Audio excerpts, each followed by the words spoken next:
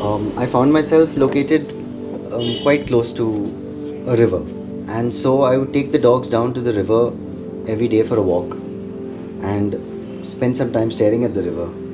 And over the years, I started to develop kind of an emotional relationship with that river. And then it started to really get me thinking because in Bombay, I realized that I also lived close to a river. And that river is today as what they call a nala, which is a large gutter. And that place, that gutter has raw untreated sewage and plastic floating by, and is basically an eyesore and a health hazard. And everybody knows it's there, but nobody engages with it because it's something that you would want to distance yourself from. I only later, after googling a little bit, realized that this is the Mithi River. This is the river of Bombay that used to be called the Mithi. What I was looking at was a future sewer, because of how we in India, this is how we treat our rivers in our cities. Now when I look at this river, since we are located not too far away from the city of Mapsa, you see garbage from the city of Mapsa every now and then float by. And it seems like I'm looking at the Mithi River back in time. It's comparable.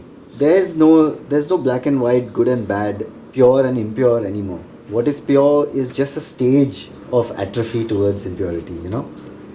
That's our relationship with our environment. Everything is a raw material. Everything is a means to an end, and the end is to take it and transform it into something that was useful to you while it lasted. It's taking something that at the time feels like should be transformed for the larger good, but in the long run has costs that we don't dare calculate. We prefer not to calculate. And it obviously benefits a few more than the others. Like, for example, this river over here houses a lot of fishermen across its border still. It's still at a stage where it gives to the fishermen who live along its right next door here. There are fishermen who live on the edge. And you still see garbage come down from the city. So it's at that early stage where it's both. It is somebody's convenient dumping ground, and it is somebody else's source of living and a source of nutrition. At the end of the day, nobody is asking the question over here, and I would have not asked the question if I was in Bombay. But because I'm ex-Bombay, because I'm an ex-city, and now encountering proto-city, because we are literally the second closest village to the city of Mapsa, it's only a matter of a decade or two before we are usurped into a metropolitan pin code.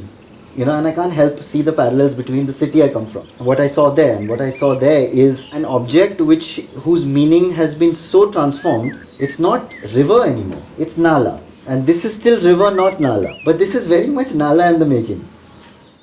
Like disorder, the more you sit here on these easy chairs and look at nature, the way the leaves fall down, the way the cycles of the seasons go through over here, it really seems like disorder is more natural than order. And that really makes you wonder, because coming from the city, you start to look at even a single paver block being out of place as disorder that needs to be fixed. And then here it makes you rethink that paradigm. There is an order within that disorder. There is a layer of fertilizer that every tree is making for other trees to grow in. There's no doubt about that. But yeah, I feel what you said about humans interpreting more disorder than there is at the crux of what the struggle is. Like even my relationship with what I would consider dirty has changed so much coming from the city to here. When I lived in my flat in Mumbai, my feet were spotless. My skin was moisturized. My hands were washed every 45 minutes, if not less. Over here, with these houses and with the wind coming in, with the roofs being alive almost, like some days you'd wake up and there's a thin film of insects that have died en masse, covering every surface of your home. And you wake up and you look at that, and there's a switch that flips in your head. You're not going to sit and try and get rid of every last insect carcass from your house. You're going to walk through it. You're going to clean what's pertinent, and you're going to let the rest.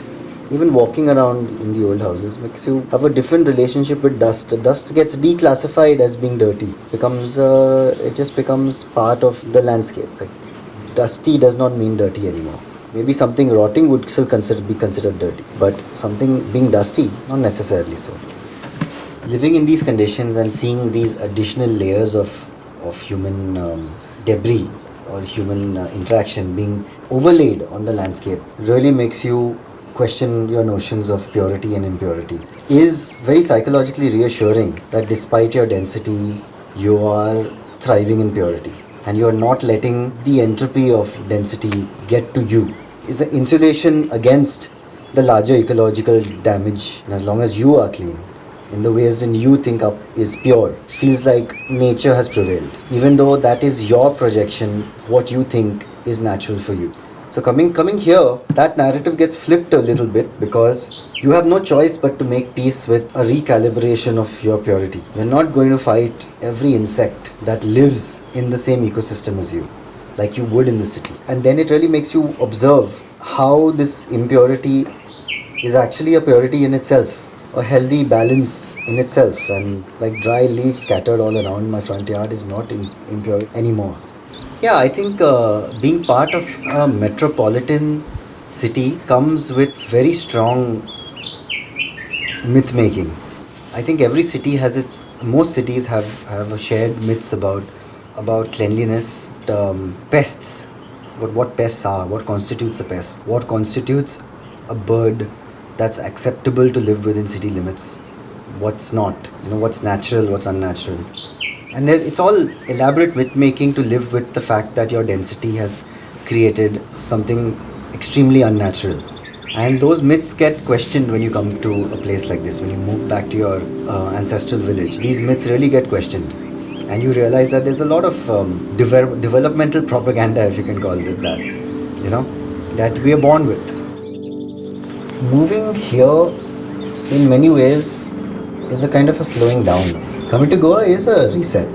Slow thinking, revolution of sorts.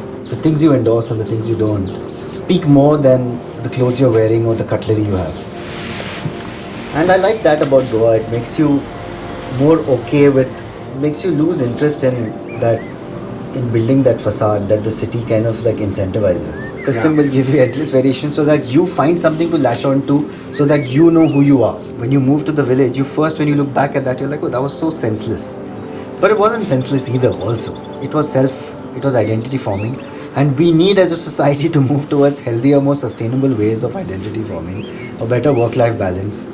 But I see why somebody going online and seeing the latest IKEA sale and picking up an interesting looking vase or an intelligent piece of stationery is filling the gap in the meantime. And it's obviously an ecological disaster because you're amassing the 10th vase, you're amassing the 18th plastic furniture set. I was very much that person. I was always online on shopping sites, scarring sales for something that slipped through the cracks as being genuinely interesting but still now discounted.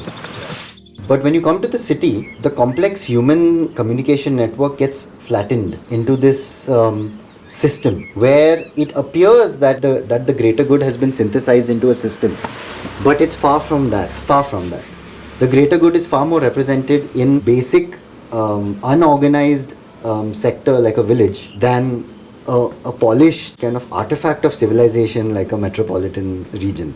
So that I find that really interesting, like that if I see something wrong here, that there's something wrong with the river, I can talk to my neighbor can talk to the panchayat, we can all have a meeting. People are interested in talking, people are interested in finding a solution, people can see that it's bad. There's a much more humanized understanding of ecological damage. And it's not because nature is so pristine here and when there's a plastic bottle you can see that it's so bad. I think it's beyond that. I think it's more to do with interpersonal communication, the power of like the individual in staking his citizenship.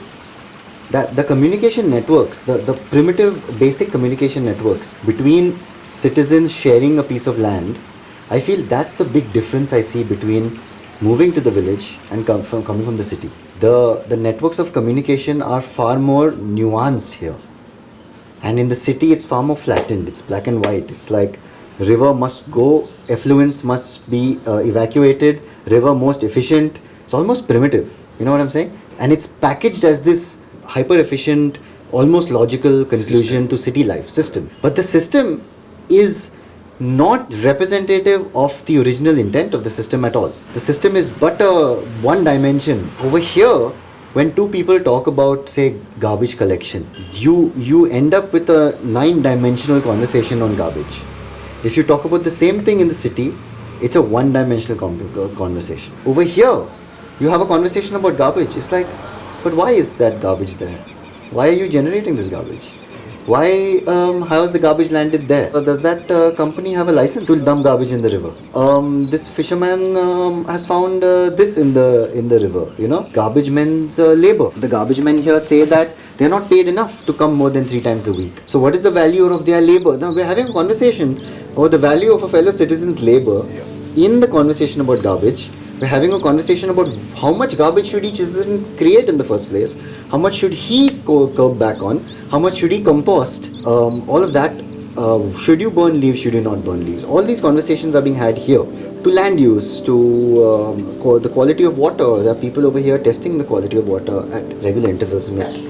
It's communication. It is communication and agency, in individual citizen agency, that really changes. What we have here is a smaller group of people with more communication between them about the stakes, what's at stake with natural resources and who benefits from natural resources, how it should be distributed.